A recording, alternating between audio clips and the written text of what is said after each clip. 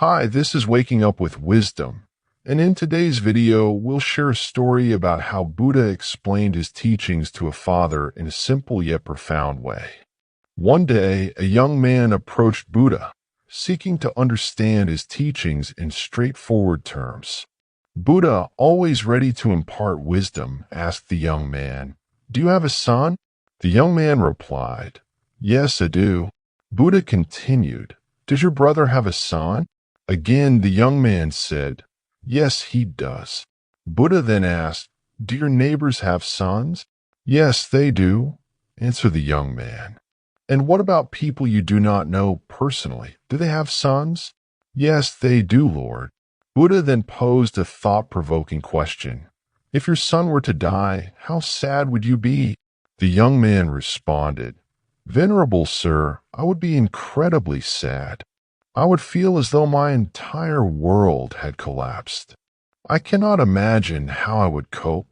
Buddha asked further, "If your brother's son were to die, how sad would you feel?" The young man said, "Sir, I would be devastated, but not to the same extent as if my own son died." Buddha then queried, "If your neighbor's son were to die, how sad would you feel?" The young man answered, "Lord, I would feel some sadness, but not as much as if my brother's son died." Finally, Buddha asked, "If the son of a person you do not know personally were to die, how sad would you feel?" The young man replied, "I would not feel any sadness." Buddha then asked, "The extent of your sadness is relative to what?"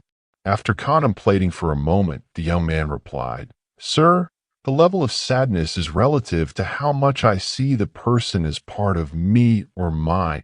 Buddha then shared a simple yet profound analogy. "When you took your son to the beach, did he not play with sandcastles?"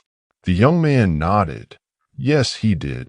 Buddha continued, "When the ocean waves broke the sandcastles, did your son cry?" The young man replied, "Yes, he did." Buddha asked, "Did you cry too?" "I did not." The young man responded. Buddha inquired, "Why did you not cry?" The young man explained, "Sir, the child cries because he thinks the castle is pretty and permanent, hence he is attached to it.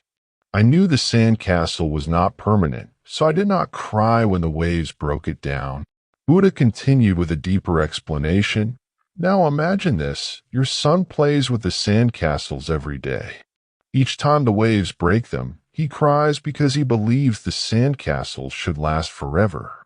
Over time, he learns that the sandcastles will always be swept away by the waves. He starts to enjoy the process of building them, knowing they are temporary. His attachment lessens, and he no longer cries when the waves come." Buddha concluded, "Now you understand, right? If you do not see the truth as it is, you will continue to go through this endless samsara. There is no difference between children who cry when their sandcastles are swept by the waves and you.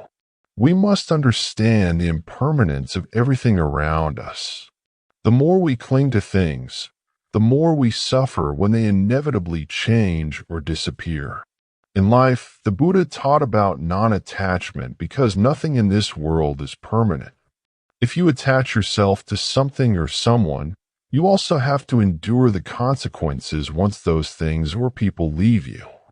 This understanding is crucial in achieving peace and wisdom. Buddha's teachings encourage us to appreciate the present moment without becoming overly attached to it. By doing so, we can experience life more fully and joyfully. When we recognize that everything is transient, we can cherish each moment without fearing its end. This mindset allows us to live a more balanced and content life. The secret to inner peace lies in non-attachment. Buddha's teaching highlights that nothing in this world is permanent. By understanding and accepting this truth, we can prevent unnecessary suffering. Attachment brings pain when the inevitable change occurs. Embracing non-attachment allows us to live a life free from the illusion of permanence, seeing things as they truly are. This is Waking Up with Wisdom Stories. Thanks for watching and stay blessed.